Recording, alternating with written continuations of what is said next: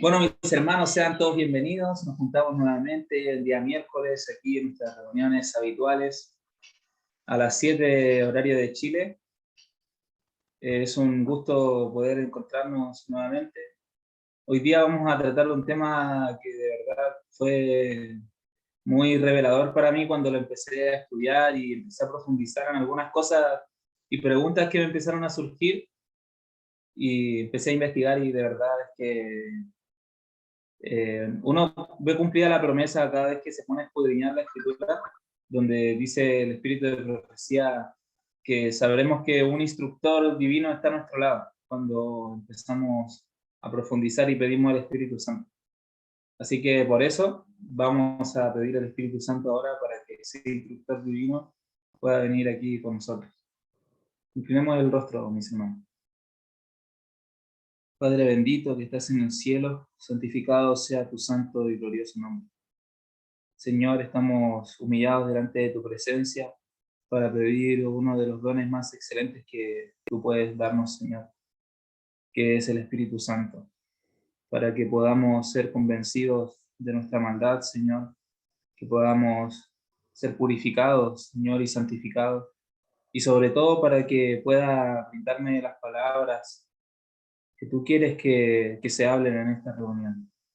Señor, que no sea mi voz de hombre la que se escuche, sino que sean tus palabras divinas las cuales impresionen nuestros corazones.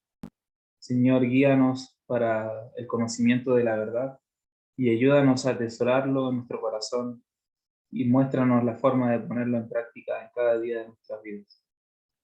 Señor, también te rogamos para que tú puedas interferir, Señor, e interceder en la conexión, Señor, de internet para que tus santos ángeles nos estén acompañando y nos ayuden para que no se corte la señal.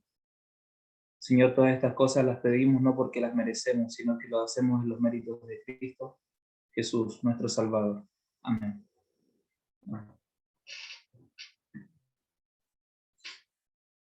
Bueno,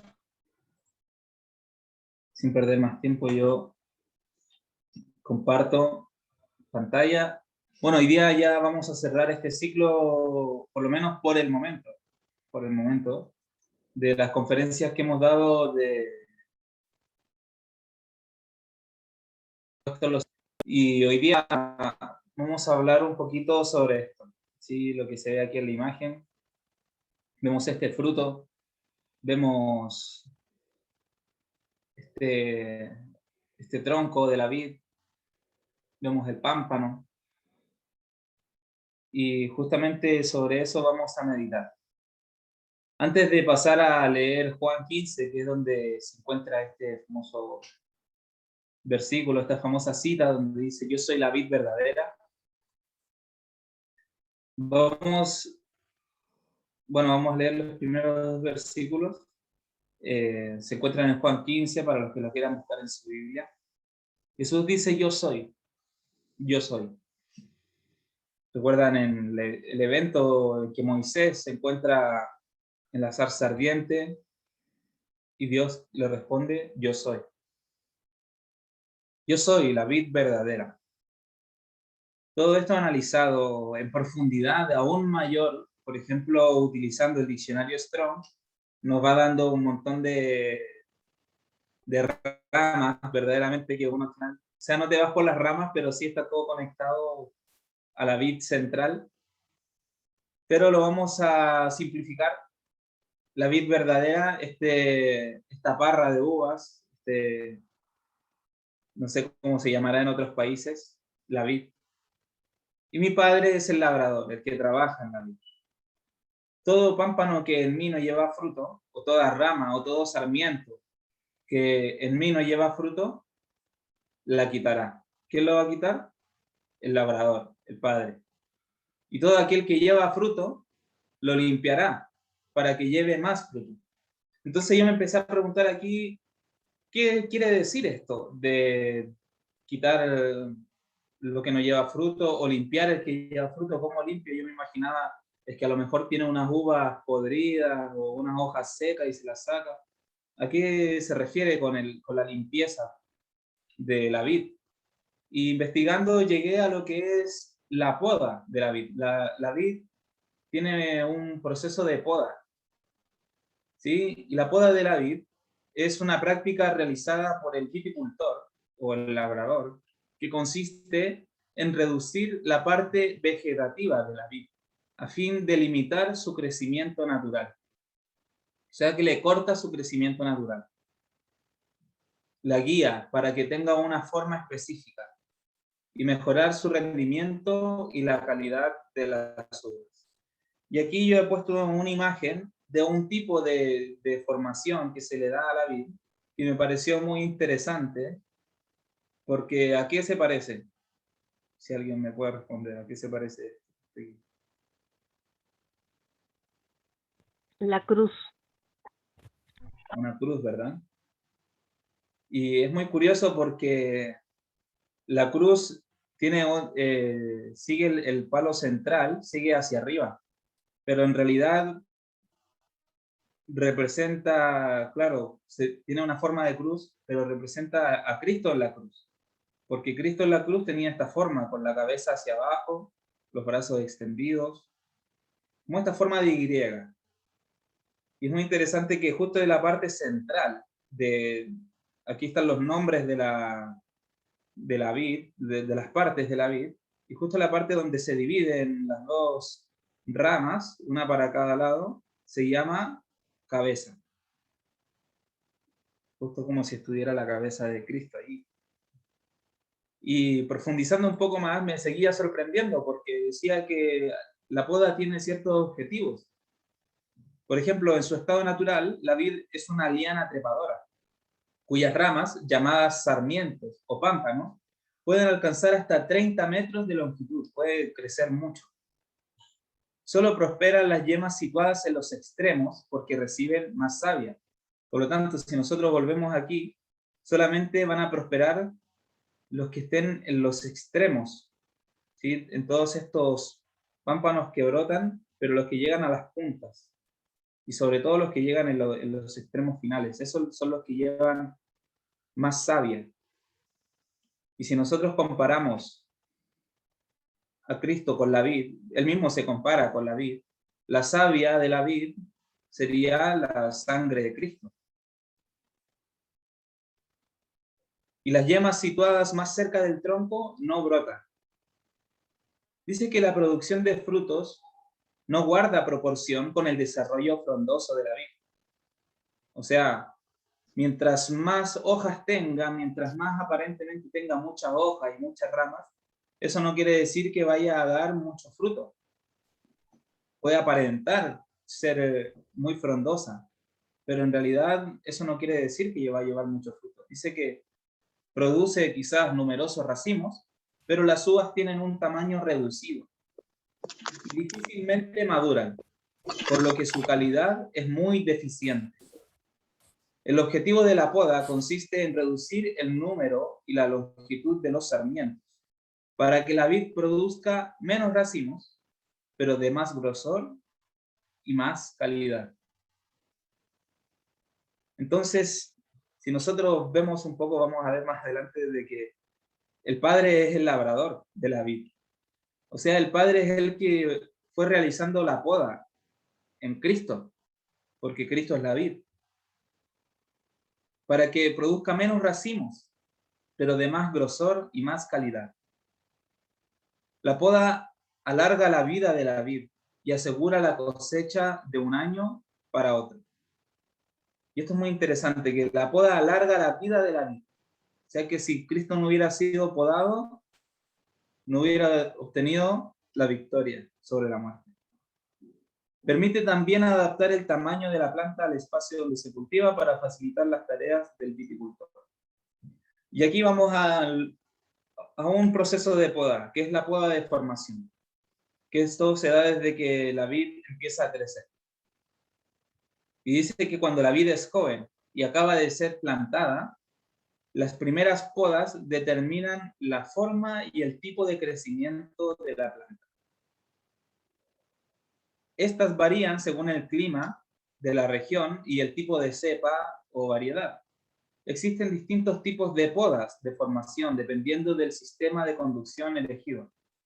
Esto se llama poda de cordón, si no me equivoco. Esta forma así como de cruz. Y dice que este tipo de poda se suele realizar durante los 3 o 4 primeros años, y siempre en invierno y en primavera. Y esto también es algo que me llama mucho la atención, que la poda dura entre 3 a 4 años. ¿Sí? 3 años y medio fue lo que duró el ministerio de Cristo. Por lo tanto, ya ahí también nos está dando que 3 años y medio se demoró en formar la forma de cruz, en llegar a la cruz, en llegar a esa forma.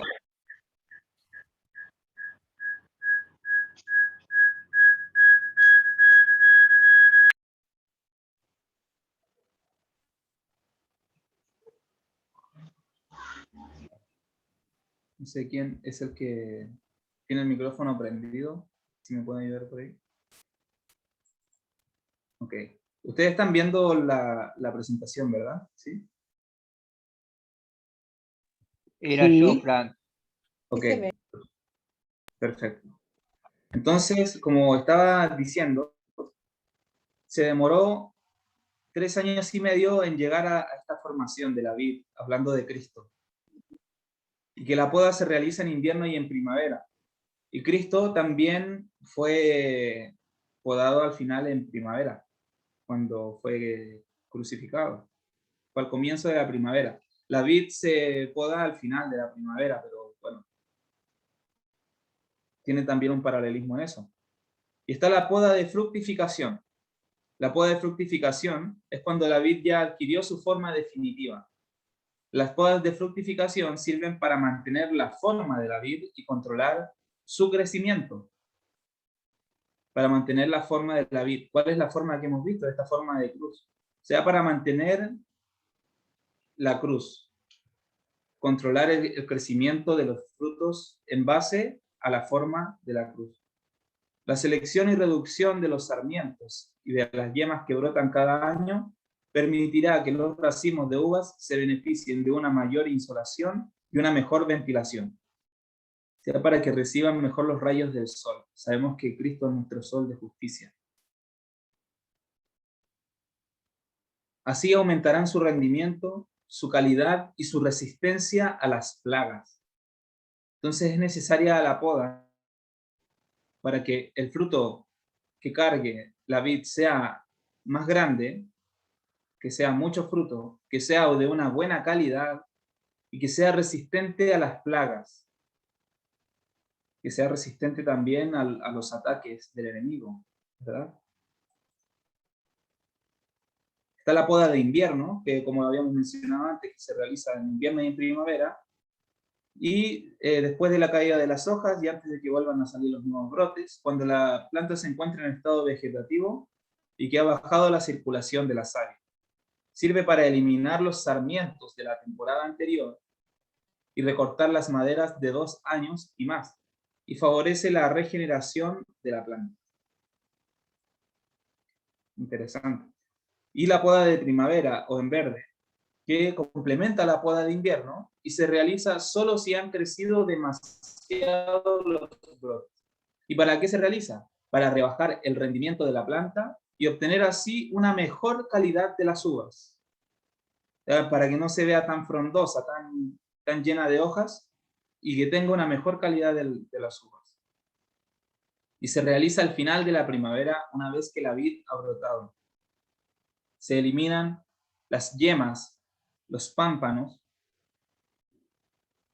que son sarmientos verdes jóvenes, y las hojas sobrantes, todo lo que sobra para descargar la planta. Pero se eliminan también los brotes mal ubicados, que serán poco fértiles, situados, por ejemplo, demasiado cerca del suelo, o a los que no llega bien la luz solar.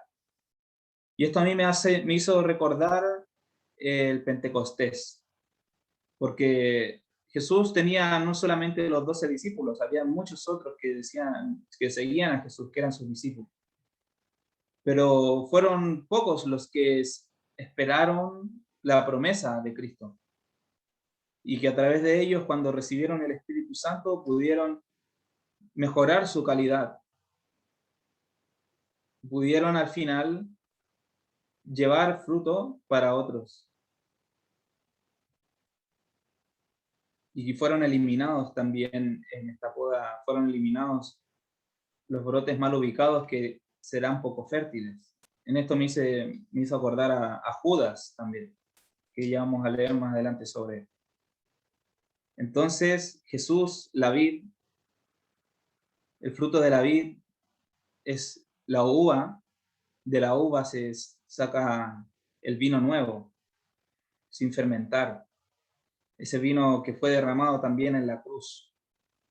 Y justamente la noche antes de morir, Cristo comparte ese vino nuevo con sus discípulos. Cristo es la vid. Y aquí, bueno, volvemos a leer, yo soy la vid verdadera y mi Padre es el labrador.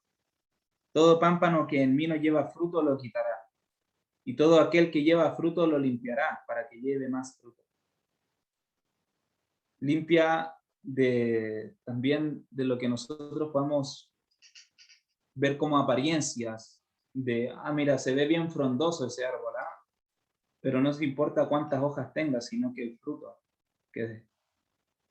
Y en la vid vemos que es importante más darle la importancia al fruto que a las hojas, porque las hojas grandes se eliminan, todo lo que sobra se elimina, todo lo que le quita fuerza al fruto. Ya vosotros estáis limpios por la palabra que os he hablado. Permaneced en mí y yo en vosotros. Como el pámpano no puede llevar fruto por sí mismo si no permanece en la vid, así tampoco vosotros si no permanecéis en mí. ¿Se imaginan una uva creciendo de la nada o creciendo de una higuera o creciendo de un peral? Las uvas crecen de la vid y para que crezca y tenga fruto, tiene que estar unido a la vid. No tiene que estar unida a otro sarmiento, sino directamente a la vid. Cada sarmiento se alimenta de la savia, de la sangre de Cristo. Y eso es lo que le da la capacidad de llevar fruto. Y en mensajes selectos dice así: todo aquel que lleva fruto lo limpiará para que lleve más fruto. Los frutos que damos testifican si permanecemos en Cristo. Somos la propiedad de Cristo. No sois vuestros. Habéis sido comprado por precio. ¿Estamos en Él por una fe viviente? Si no damos fruto alguno, los poderes de las tinieblas se posesionan de nuestra mente, de nuestros afectos, de nuestro servicio, y somos del mundo aunque pretendamos ser hijos de Dios. Esto es muy fuerte, hermanos, de verdad. Si nosotros no nos ponemos al servicio de Dios, lamentablemente, nuestra mente va a ser puesta al servicio de Satanás, inevitablemente. Tenemos que buscar la forma de hacer algo para Dios cada día. Esta no es una situación segura ni placentera, claro que no, porque perdemos toda la belleza, la gloria y la satisfacción que es nuestro privilegio tener. Viviendo en Cristo podemos tener su dulzura, su fragancia, su luz. Cristo es la luz del mundo. Brilla en nuestros corazones. Su luz en nuestros corazones reluce en nuestros rostros. Contemplando la belleza y la gloria de Cristo, llegamos a ser transformados a la misma imagen. Imagínense la situación de que nosotros seamos esos pámpanos, esas ramas. Imaginémonos unidos a la vida. Imaginémonos absorbiendo de esa sangre de Cristo para purificarnos, absorbiendo de la vida de Cristo, del Espíritu Santo que viene del Padre. Imaginémonos al Padre limpiándonos y quitándonos todas esas impurezas. Contemplando la belleza y la gloria de Cristo, llegamos a ser transformados a la misma imagen. Y aquí está nuevamente esta mujer que ya hemos puesto anteriormente, cómo se mira al espejo y y ve a Cristo. La iglesia de Dios, al mirar al espejo, ve a Cristo. Se necesita identidad con Cristo. Las ramas de la vid verdadera son los creyentes que adquieren unidad conectándose con la vid. Eso quiere decir el significado de las ramas de la vid verdadera. Adquieren unidad conectándose con la vid. La conexión mutua de las ramas con la vid las hace que formen una unidad. Pero esto no significa uniformidad en todo respecto. La unidad en la diversidad es un principio que prevalece en toda la creación. Podemos estar unidos, como dice el dicho, podemos estar juntos, pero no revueltos. Cada uno lleva sus frutos, cada uno es una rama independiente.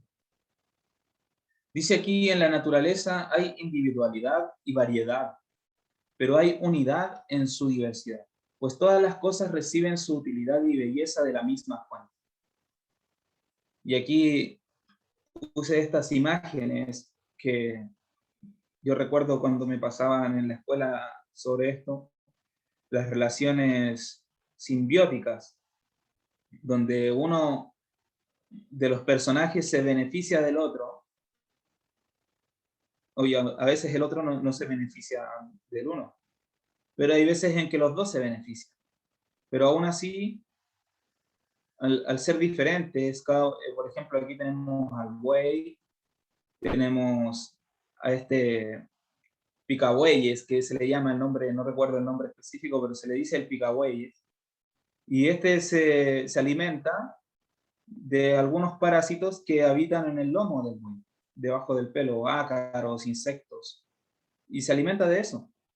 Y al buey no le molesta. De hecho, lo limpia, le quita todo eso. Tenemos las abejas, que se alimentan de las flores, y así. En la creación de Dios hay unidad, pero también hay diversidad. Quizá uno es la flor, el otro es la abeja. Pero nosotros tenemos que simplemente hacer nuestra parte. El gran artista, maestro, escribe su nombre sobre todas sus obras creadas, desde el más elevado cedro del Líbano hasta el hisopo de la pared. Todas ellas declaran la obra de sus manos, desde la encumbrada montaña y el inmenso océano hasta la más pequeña concha a la orilla del mar. Las ramas de la vid no pueden mezclarse unas con otras, están separadas individualmente, y sin embargo, cada rama debe estar unida en compañerismo con todas las otras, si están unidas en el mismo tronco materno. Todas ellas obtienen su alimento de la misma fuente, beben de las mismas propiedades vivificantes. Así también cada rama de la vid verdadera es separada y distinta, y sin embargo están todas unidas en el tronco materno. No puede haber división.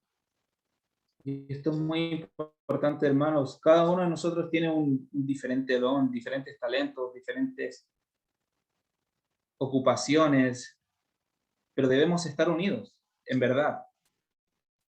Así, unidos a la vid, más que nada. Y eso es lo que nos va a mantener unidos entre nosotros.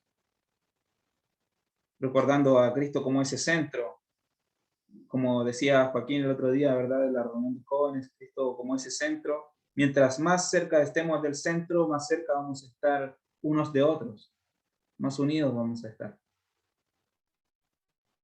Mientras más nos sintamos conectados a la vida, sintiendo que necesitamos de ese alimento, de esas propiedades vivificantes que nos puede dar la vida. Mientras más lo sintamos individualmente cada uno, más unidos vamos a estar en propósito, que será dar fruto. Están todas vinculadas por la voluntad de Cristo para dar fruto donde quiera que puedan hallar lugar y oportunidad. Pero para hacer esto, el obrero, el Hijo de Dios, debe ocultar el yo. No debe expresar sus propios pensamientos y su propia voluntad. Debe expresar el pensamiento y la voluntad de Cristo. La familia humana depende de Dios para su vida, aliento y sostén. Dios ha trazado el tejido y todos somos hebras individuales que deben componer el modelo. El Creador es uno y se da a conocer a sí mismo como el gran receptáculo de todo lo que es esencial para cada vida separada. Y aquí vemos a esta mujer humillada. Pero aún así, al poner los ojos en Cristo, Cristo la levantó. Esa debe ser nuestra actitud. Cada día sentirnos así, humillados, sabiendo que todo lo bueno que hay en nosotros no nos pertenece, viene del Padre. No hay exaltación propia. La unidad cristiana consiste en que las ramas estén en el mismo tronco materno. El poder vitalizador central que sostiene los injertos que se han unido a la vid. Debe haber una identidad con Cristo, una constante participación de su vida espiritual, en pensamientos y deseos, en palabras y hechos. La fe debe aumentar con el ejercicio. Si nosotros no ejercitamos la fe, no va a crecer esa fe. Si nosotros nos dejamos vencer ante cada prueba que nos trae la vida, nunca vamos a progresar espiritualmente y vamos a ser arrancados de la vida. Todos los que viven cerca de Dios comprenderán lo que Jesús es para ellos y ellos para Jesús. A medida que la comunión con Dios vaya dejando su impresión en el alma y vaya brillando en el rostro como una luz resplandeciente, los inmutables principios del santo carácter de Cristo se reflejarán en la humanidad. Y esto es una promesa. La comunión con Dios nos va a hacer reflejar el santo carácter de Cristo, los inmutables principios del santo carácter de Cristo. ¿Cómo tenemos esa comunión con Dios? Por medio de la oración. En cada momento, cada hora, cada segundo del día. Separación tanto como unión. La unión con Cristo mediante una fe viviente es constante. Toda otra unión debe perecer. Cristo primero nos eligió pagando un precio infinito por nuestra redención. Y el verdadero creyente elige a Cristo como lo primero, lo último y lo mejor en todo. Y esto debiera ser también nosotros, así como nos unimos a Cristo, nos separamos de todo lo que nos aleje de Cristo. Es como una relación matrimonial. Cuando el hombre se une a su mujer o la mujer se une al hombre, ¿usted cree que vale tener otra persona a quien amar? Es que mira, mi esposo no es tan romántico, entonces busco el complemento del romanticismo en otro hombre. Eso no puede ser, porque es adulterio. Lo mismo con Cristo. O un pámpano, o un sarmiento que da fruto, y después se dice, no, yo quiero salir de la vid y conectarme, no sé, en una aloe vera. ¿Va a seguir dando fruto? No, porque el alimento para el fruto de la vid viene de la vid. No puede venir de ningún otro. Pero esta unión nos cuesta algo. Es una relación de completa dependencia en la que debe entrar un ser orgulloso como nosotros. Y todos los que forman esa unión deben sentir su necesidad de la sangre expiatoria de Cristo. Deben experimentar un cambio de corazón. Deben someter su voluntad a la voluntad de Dios. Habrá una lucha con obstáculos externos e internos. Debe haber una dolorosa obra de separación, así como una obra de unión. Porque es doloroso, hermanos, cuando nosotros nos separamos de nuestros pecados. Porque hay una lucha también. Nosotros luchamos con Cristo, pero hay una lucha que también nosotros debemos hacer. Y esa lucha es algo que nosotros somos incapaces de afrontar por nosotros mismos. Y ahí es cuando nosotros debemos sentir esa necesidad de la sangre expiatoria de Cristo y mantenernos en esa necesidad, sabiendo de que sin esa sangre, sin esa savia, el pámpano muere, se seca y es echado al fuego. El pecado en todas sus formas, el orgullo, el egoísmo, la vanidad, la mundanalidad, deben ser vencidos si entramos en una unión con Cristo. La razón por la cual muchos encuentran la vida cristiana tan deplorablemente dura, por la cual son tan inconstantes y tan variables, es porque tratan de unirse con Cristo sin separarse de esos ídolos favoritos. Wow. Bueno, y aquí vemos a este muchacho lejos de la ciudad, ¿verdad? Lejos del ruido.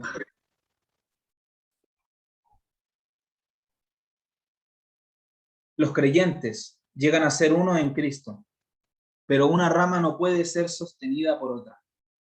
Y esto es algo que muchas veces nosotros pensamos o tratamos de sostenernos en otro hermano. Está bien, muchas veces nosotros podemos pedirle que oren por nosotros, y es muy bien, porque Dios quiere que oremos los unos por los otros. Pero esa oración no debiera sustituir la oración que yo mismo puedo hacer por mis problemas. Por más que yo le pida a otro que ore por mí, ya listo, yo ya no voy a orar porque está orando el hermano por mí. Dice que una rama no puede ser sostenida por otra. ¿De quién necesitamos el poder, la savia, el poder vivificante para nutrir nuestros frutos? De la vid. La alimentación debe obtenerse mediante una conexión vital con la vid. Debemos sentir nuestra plena dependencia de Cristo. Debemos vivir por fe en el Hijo de Dios. Este es el significado de la orden, permanecer en mí. Vivir por fe en el Hijo de Dios. La vida que vivimos en la carne no está de acuerdo con la voluntad de los hombres. No es para agradar a los enemigos de nuestro Señor, sino para servir y honrar a aquel que nos amó y se entregó a sí mismo por nosotros. Un simple asentimiento a esta unión, mientras las inclinaciones no se hayan separado del mundo, de sus placeres y disipaciones, solo anima al corazón para la desobediencia. ¿Permanecemos en Cristo hoy? ¿Siempre? Y aquí, esta parte me hizo acordar de este versículo, Gálatas 2:20. Con Cristo estoy juntamente crucificado, y ya no vivo yo, mas vive Cristo en mí.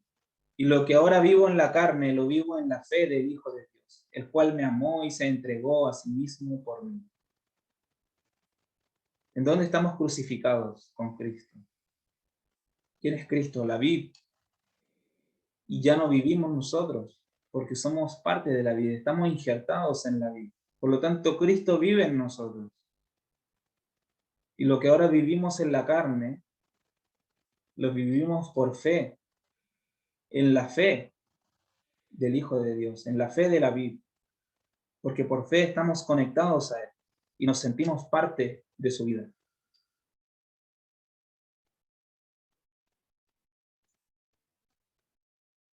Dios no entra en componendas. Yo no sabía qué significaba esta palabra y la busqué en el diccionario y puse el significado acá, que es una transacción censurable de carácter inmoral. Dios no hace transacciones de carácter inmoral.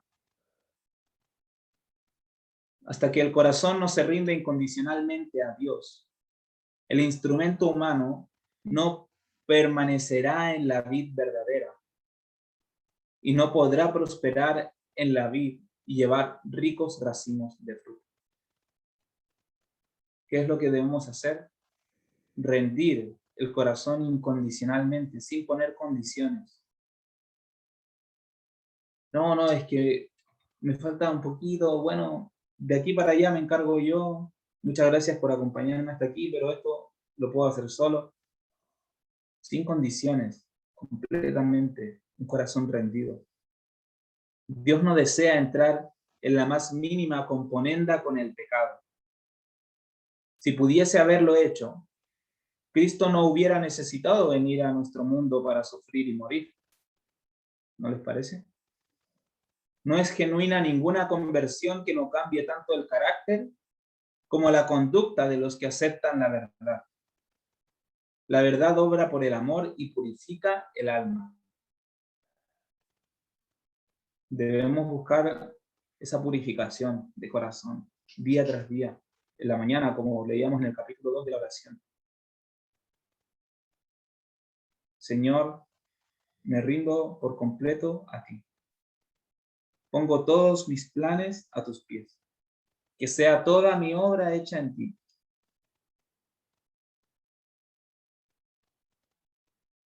Continuando con la lectura del capítulo 15 de Juan, en el versículo 5 al 8, vuelve a repetir Jesús: yo soy la vid, vosotros los pámpanos. El que permanece en mí y yo en él, éste lleva mucho fruto. Porque separados de mí nada podéis hacer. ¿Y por qué él vuelve a hacer la aclaración? El que permanece en mí. ¿Y por qué dice y yo en él? ¿Qué pasa en la vid?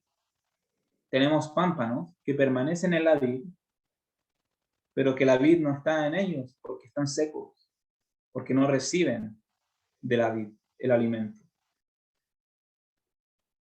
Por lo tanto, así como nosotros permanecemos en Cristo, Cristo debe permanecer en nosotros.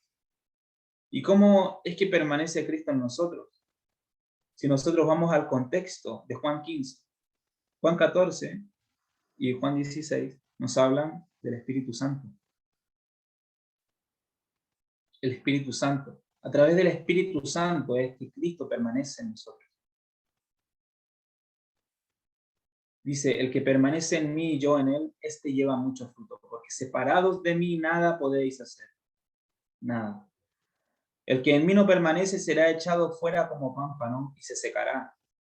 Y los recogen y los echan en el fuego y arden. Recuerdan que hay pámpanos que están demasiado cerca del tronco que son quitados porque no son capaces de llevar fruto. Y se secan y los echan en el fuego. Si permanecéis en mí y mis palabras permanecen en vosotros, pedid todo lo que queréis y os será hecho. Todo lo que queramos, si permanecemos en él. Y sus palabras en nosotros. Sus palabras de vida. No hablo por mi propia cuenta, sino como escucho, así hablo. Lo que escucho de mi Padre. ¿Cómo le hablaba el Padre a Cristo?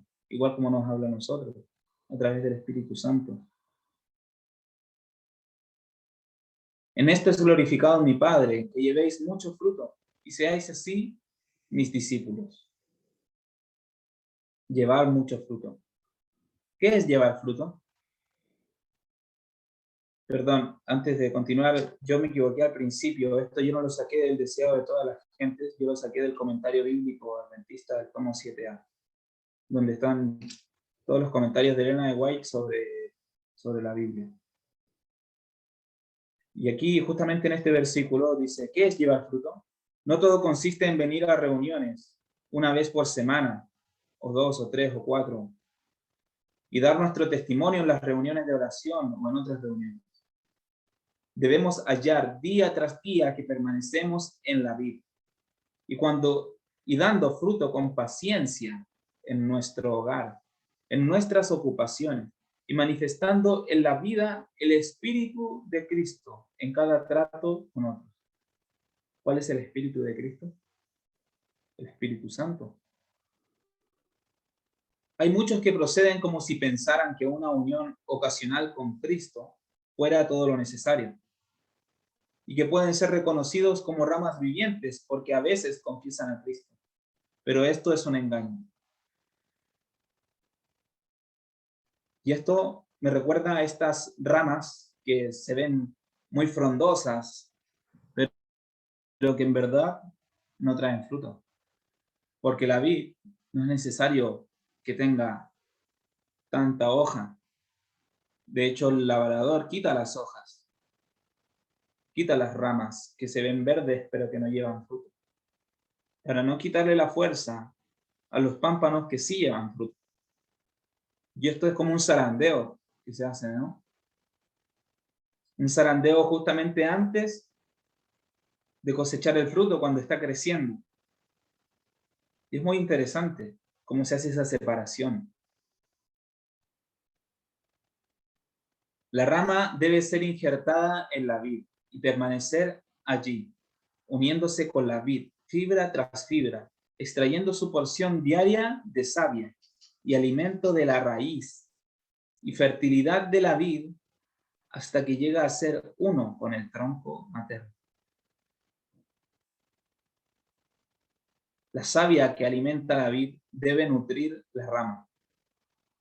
Y esto será evidente en la vida de aquel que permanece en Cristo.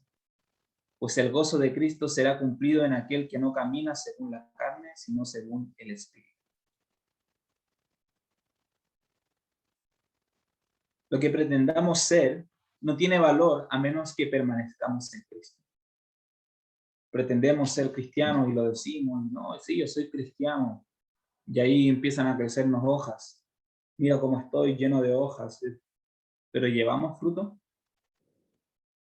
Dice que no podemos ser ramas vivientes a menos que las cualidades vitales de la vid abunden en nosotros. Las características de su maestro aparecerán en el cristiano genuino. Y cuando reflejamos las características de Cristo en nuestra vida y en nuestro carácter, el Padre nos ama como ama a su Hijo. Cuando esto se cumpla en los que dicen que creen en la verdad presente, veremos una iglesia próspera, porque sus miembros no vivirán para sí mismos, sino para aquel que murió por ellos. Serán ramas vigorosas de la vid viviente. Qué profundo. Y cuánta verdad. Y aquí, nuevamente, encontré esta imagen que tenía justo estas flechitas, ya estaba listo, pero me pareció muy indicado. Jesús es la vid. Yo, no solo siendo creyente, sino de verdad permaneciendo en Cristo, soy un pámpano. Aquí hay como una pequeña confusión en eso, en el mundo, que piensan que, ya, yo creo en Cristo, listo, soy un pámpano. Pero no solo con creer en Cristo, sino en alimentándome de la vid, alimentándome de la savia de la vid. Es que vuelvo y soy un pámpano. Y el Espíritu Santo produce su fruto, claro que sí. Porque el Espíritu Santo se mueve a través de la vid. Es el alimento por el cual nos nutre nuestro Salvador. Y la palabra de Dios. Y aquí tenemos a Judas, un vástago seco. Judas no llegó a transformarse y convertirse en una rama viviente por medio de la unión con la vid verdadera. Ese retoño seco no se adhirió a la vid hasta crecer y convertirse en una rama fructífera y viva. Reveló que era un injerto que no llevaba fruto. El injerto que fibra tras fibra y vena tras vena no se entretejió con la vid y participó de su vida. El retoño seco y cortado puede llegar a ser uno con la vid materna, únicamente convirtiéndose en participante de la vida y sustancia de la vid viviente. Y es muy interesante porque aquí habla de los injertos.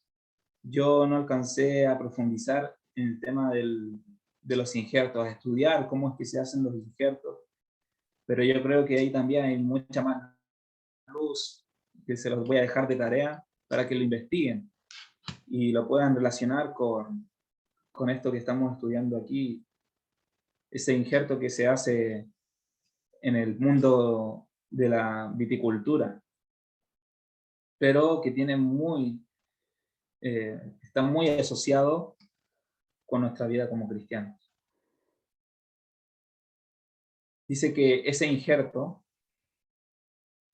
puede llegar a ser uno con la vid materna, únicamente convirtiéndose en partícipe de la vida y sustancia de la vid viviente, siendo injertado en la vid, colocado en la más íntima relación posible.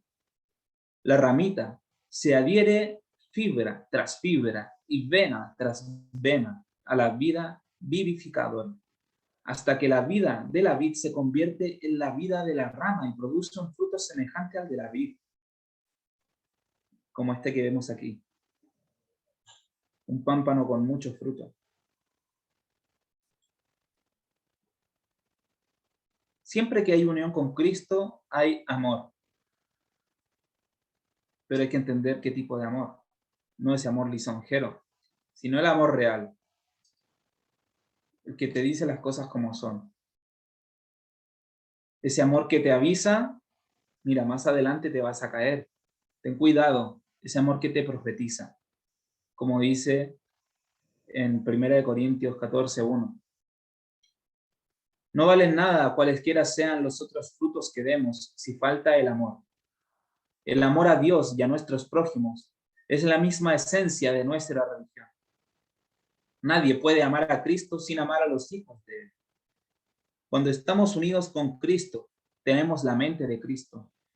La pureza y el amor brillan en el carácter. La humildad y la verdad rigen la vida. La misma expresión del rostro es cambiada. Cristo, que habita en el alma, ejerce un poder transformador, y el aspecto externo da testimonio de la paz y del gozo que reinan en lo interior.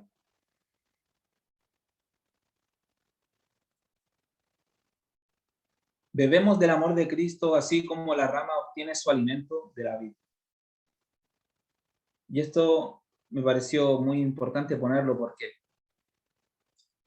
nosotros podemos decir el amor de Cristo. ¿Cuál es el amor de Cristo? ¿Cuál es el amor de Dios? ¿Qué nos dice Juan 3:16? Porque de tal manera amó Dios al mundo que dio a su único Hijo, para que todo aquel que en él crea no se pierda, sino que tenga vida eterna. Ese es el amor de Dios. El sacrificio de Cristo es el amor de Cristo. Y tenemos que beber del amor de Cristo. Y esto me lleva a mí a la Santa Cena, cuando bebemos el jugo de uva, cuando compartimos el pan sin levadura, en representación de Cristo, pero no simplemente en representación de su sangre física, sino de su amor que nos entregó a través de su sangre, sino también del amor que hay en guardar la ley de Dios, del amor que hay hacia Dios, del amor que hay hacia el prójimo. Alimentarnos de la vid. Si estamos injertados en Cristo, si fibra tras fibra hemos sido unidos con la vid viviente, daremos evidencia de ese hecho dando ricos racimos de fruto viviente. Si estamos conectados con la luz, seremos conductos de luz y reflejaremos la luz al mundo en nuestras palabras y obras. Los que son verdaderamente cristianos están unidos con la cadena de amor que une a la tierra con el cielo, que une al hombre finito con el Dios infinito. La luz que brilla en el rostro de Jesús brilla en el corazón de sus seguidores para la gloria de Dios. ¿Brilla la luz de Cristo en nuestros corazones hoy? Ese es mi deseo y es mi oración para cada uno de nosotros, para mí también. Que la luz de Cristo brille en mi corazón y se refleje en mi rostro y en mis palabras y en mis obras. No basta con hacerlo un día, ni dos, ni una semana. Tiene que ser siempre.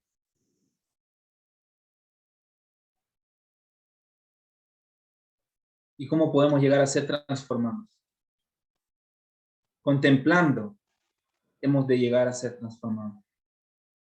Y cuando meditemos en la perfección del modelo divino, desearemos llegar a ser plenamente transformados y renovados a la imagen de su pureza.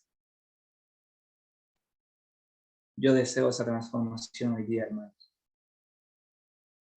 Por fe en el Hijo de Dios se lleva a cabo la transformación en el carácter.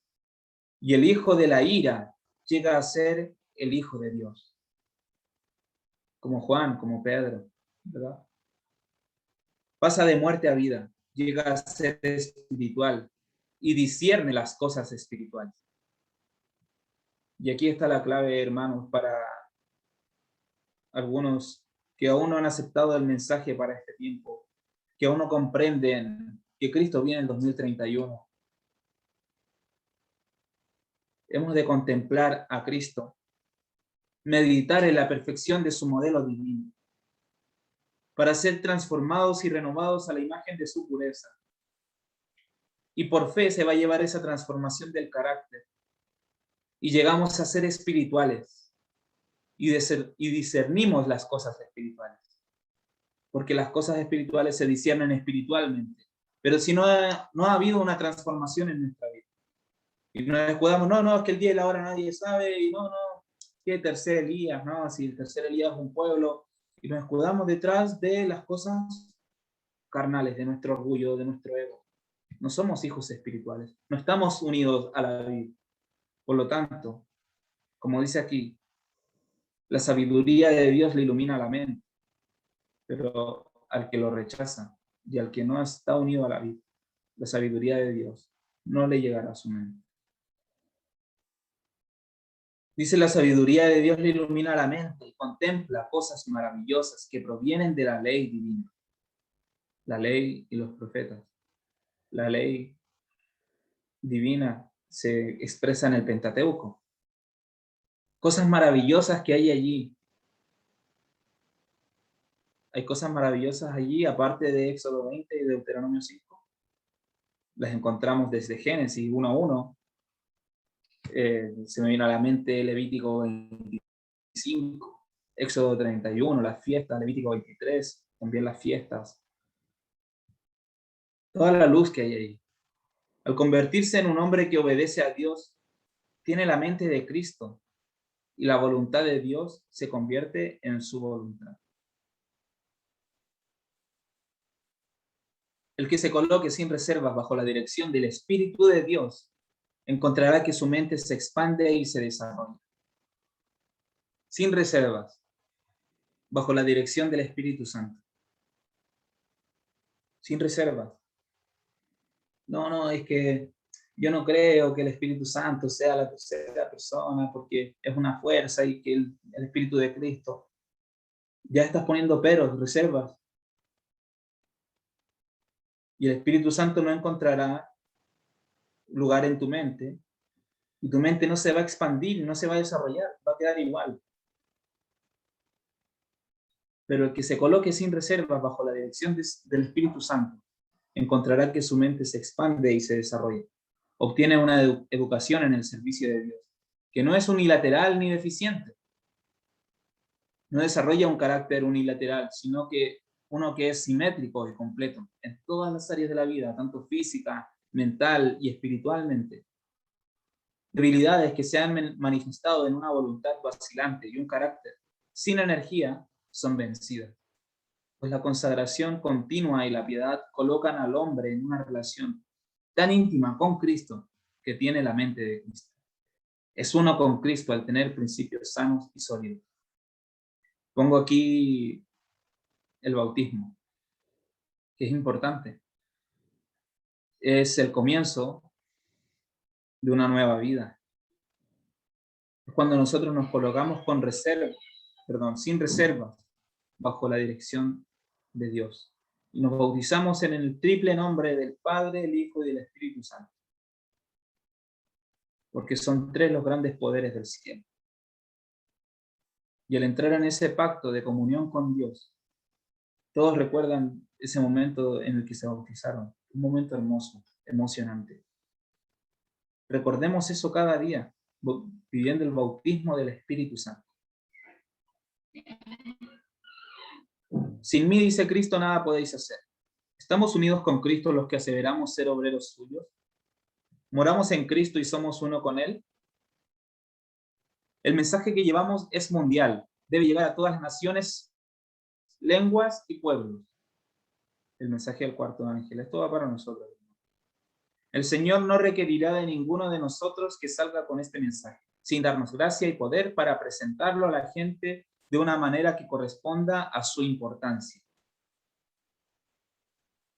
Dios nos va a dar gracia y poder para presentar esto a la gente. Muchos dirán, es que yo no sé por dónde empezar, cómo dar el mensaje, es que me rechazan. Hermanos, hermanas, el Señor no nos va a dejar sin gracia y poder, sin las palabras precisas. Solo tenemos que pedírsela. Y si permanecemos en Él, Él permanece en nosotros. La gran cuestión para nosotros hoy es, ¿estamos llevando hoy al mundo este solemne mensaje de verdad de una manera que muestre su importancia? ¿Estamos dándolo con ese ímpetu de que es algo importante y lo más importante que esa persona va a escuchar en toda su vida? ¿Lo vemos con esa visión, con esa seriedad? El Señor obrará con los obreros si ellos dependen únicamente de Cristo. Nunca quiso que sus misioneros trabajasen sin su gracia, destituidos de su poder.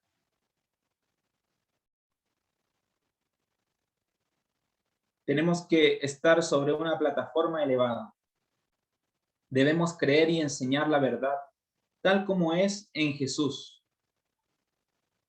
Tal como es en Jesús. La santidad de corazón no conducirá nunca a acciones impuras. Procuremos la santidad, sin la cual nadie verá a Dios. Tenemos una gran obra que hacer para elevar a los hombres y ganarlos para Cristo, para inducirlos a elegir y procurar fervientemente participar de la naturaleza divina, habiendo escapado a la corrupción que hay en el mundo por la concupiscencia. Todo pensamiento, toda palabra y toda acción de los obreros debe ser del carácter elevado que está en armonía con la sagrada verdad que defiende. Y pongo esta ave, que ha sido utilizada también por las sociedades secretas, ¿verdad? El águila, pero que en sí también engloba una gran lección, porque las águilas viven en lugares muy altos y muchas veces tienen que atravesar tormentas. De esa misma manera nosotros debemos enfrentarnos a esas tormentas, sabiendo que detrás de las nubes está la luz del sol, donde todo es paz y gozo en el Espíritu Santo. Y hablando de frutos, Gálatas 5:22, mas el fruto del Espíritu es amor, gozo, paz, paciencia, benignidad, bondad, fe, mansedumbre, templanza o dominio propio. Contra tales cosas no hay ley. Pero los que son de Cristo han crucificado la carne con sus pasiones y deseos. Si vivimos por el Espíritu, andemos también por el Espíritu. Y aquí nuevamente vemos, debemos permanecer en Cristo y alimentarnos de la savia que es su sangre, su agua derramada por nosotros, el Espíritu Santo. Mantenernos unidos a Él. Es la mejor manera de poner nuestros ojos en Cristo, sentirnos parte de Cristo. Cuando pasemos a verlo no desde abajo de la cruz, sino que estamos con Él en la cruz, porque somos sus pámpanos y no podemos estar en el suelo mirando la vida. Estamos conectados a la vida.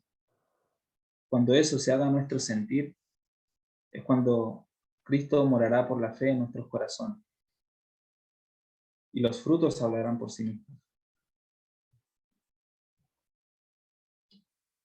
Maranata 2031, mis hermanos. Queda muy poco. Que Dios nos ayude a poder llegar a vivir ese momento y a unirnos en verdad.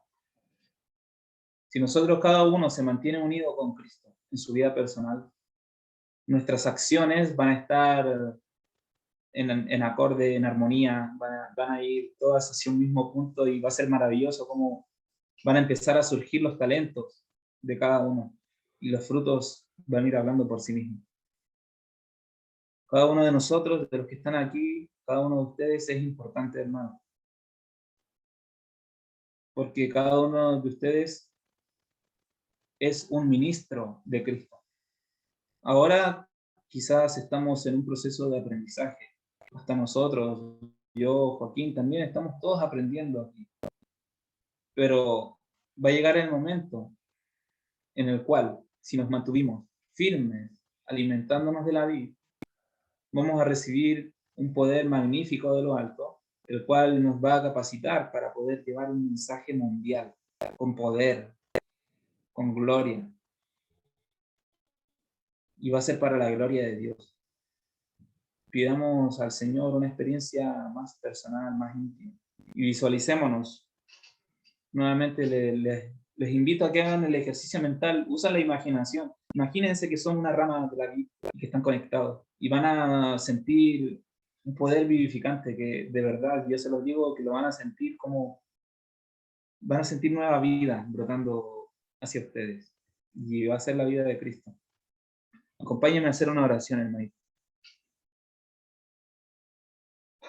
Padre bendito, santificamos tu grande y glorioso nombre aquí y ahora. Señor, te damos gracias porque tú nos das luz, nos permites andar en ella. Señor, en el nombre de Jesús quisiera rogar que tú puedas habitar por la fe en cada uno de nuestros corazones, que podamos sentirnos parte de la vid, sentirnos parte de ti y alimentarnos de tu misma sustancia, de la savia, Señor, que corre a través de ti. Alimentarnos día tras día del Espíritu Santo y que podamos sentir verdaderamente esa dependencia de ti, para que podamos llevar fruto, para que no seamos cortados de ti y echados al fuego. Señor, ayúdanos a permanecer en ti y ayúdanos a que tú permanezcas en nosotros, para poder llevar este mensaje tan poderoso que nos has brindado, Señor, para que los corazones sean convencidos y no se detengan a discutir por doctrinas, sino que vayan corriendo a pedirte perdón y salvación. Señor, te ruego también por cada uno de los enfermos de tu pueblo, Señor, de los enfermos que están en el grupo, cada uno de los pedidos que hay en los corazones. Tú conoces sus necesidades, Señor. Te ruego, Señor, porque tú puedas darle sanidad a los que es tu voluntad darle sanidad. Y que puedas obrar, Señor, siempre según tu voluntad y que nosotros aceptemos esa voluntad y que podamos estar conectados con ella. Señor, todas estas cosas las pedimos, Señor, junto con el don del Espíritu Santo, junto con el perdón de nuestros pecados. En el nombre de Jesús, nuestro único Salvador. Amén. Amén, Señor. Amén. Muy bien, para culminar vamos a cantar un himno que se llama Lejos de mi Padre Dios.